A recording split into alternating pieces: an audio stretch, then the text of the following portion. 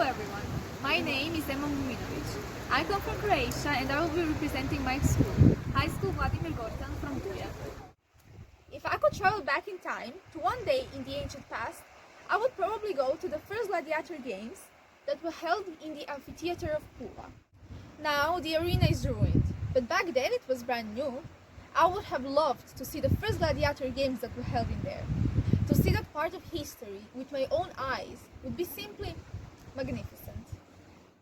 Although the exact duration, time, and people who built it are unknown, it was supposedly built around the year 80, when the Colosseum in Rome was finished during the reign of Emperor Vespasian and his sons. If I could travel back in time, I would inquire the exact time that it was built and opened, and how long did it take for them to build this magnificent arena.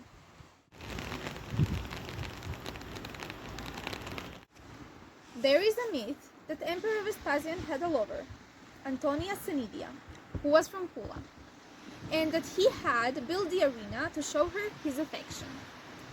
I would absolutely love to go back in time to find out if the myth was true, and to find out which is older, the arena of Pula or the Colosseum in Rome. This is, however, just one of many legends related to the arena of Pula. People have always been astonished by the amphitheater. In the medieval period, they were so intrigued by how the arena was built that they made up a legend. According to the legend, Ischia was once inhabited by fairies. During night, they would dance in the forests, and they would appear to some locals, without bad intentions, of course. They had the power to bring happiness to people, and they were also able to build.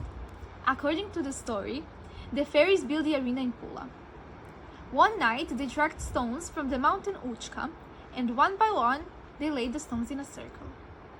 Since the fairies were creatures of the night, when the first rooster crowed, they had to stop doing their job so people wouldn't see them. And thus, the arena remained unfinished. This means it had no roof.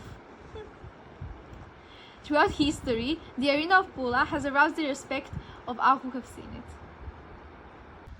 Arenas or amphitheaters are specific public buildings from the classical Roman period, intended for organizing gladiatorial games, fights between wild and furious animals, naval battles, various parades, and other favorite forms of often bloodthirsty entertainment in the Roman world. Gladiators were mostly slaves who were bought for this specific purpose. All gladiators lived together and trained in the specific school. They trained intensively. They also had a special diet that was rich in protein in order to be able to be physically strong. Their main dish was barley porridge. Discipline at school was strict. Disobedient gladiators and those who tried to run away were severely punished. If you ask me, I think more of them tried to run away because of the food than because of the fear of being dead. Despite what we can see in movies, in most cases, the gladiators wouldn't die in the arenas. Even if they lost, they would be spared by the public, and that would result in both of them winning. That was mostly common when the gladiators from the same school fought. The winner was awarded a palm branch, money, or after a certain number of victories, they gained freedom. Throughout the history, there were thousands of gladiators. Some of them were successful and some were not. The most successful ones became highly popular and famous. They enjoyed the fame of a modern soccer player or tennis player. The most famous gladiator was Spartacus, who was a rebel leader and was feared by everyone. Then we have Carpophorus. He was the most famous and successful bestiarius, that is a gladiator fighting animals, and Flama, who was a record holder. He had 34 fights, of which 21 were victorious. 4 were losses, but he was loved by the public, so they spared him. And 9 were ties. But at the end, he was killed in the arena at the age of 30. Allegedly, gladiators had immense success with women as well. This led free men to volunteer as gladiators. Volunteer gladiators were freeborn Romans that loved the game so much that they wanted to participate. This information really fascinates me because I train kickboxing.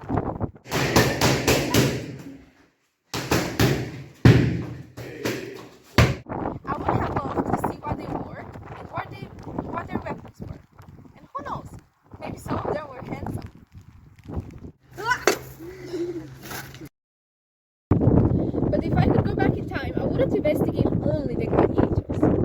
I would love to see what was up-to-date fashion back then. What did the rich people wear? And what did the poor ones? And how did the public act during the games? Were they happy that someone died? Or were they sad that someone didn't die? Were the rumors spread during or after the games? Was the arena decorated during the games? Was the city decorated? During the reign of Emperor Claudius, the gladiatorial greeting was invented. Ave Caesar, morituri te salutant, which meant, Hello Caesar, you are greeted by those who will die. But was there a similar greeting during the reign of Emperor Vespasian?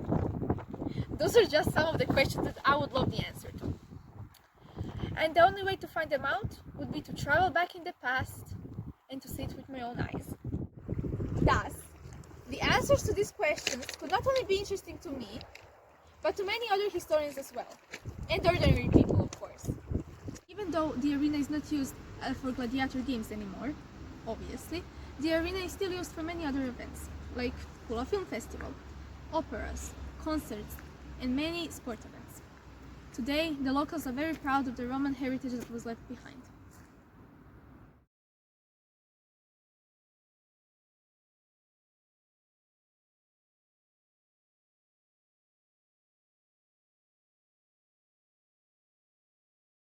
That travel to the past could be the best day of my life. It would certainly be the most memorable one. Still, if the cruelty of the games is true, I could have nightmares for the rest of my life. As they say, watch what you wish for.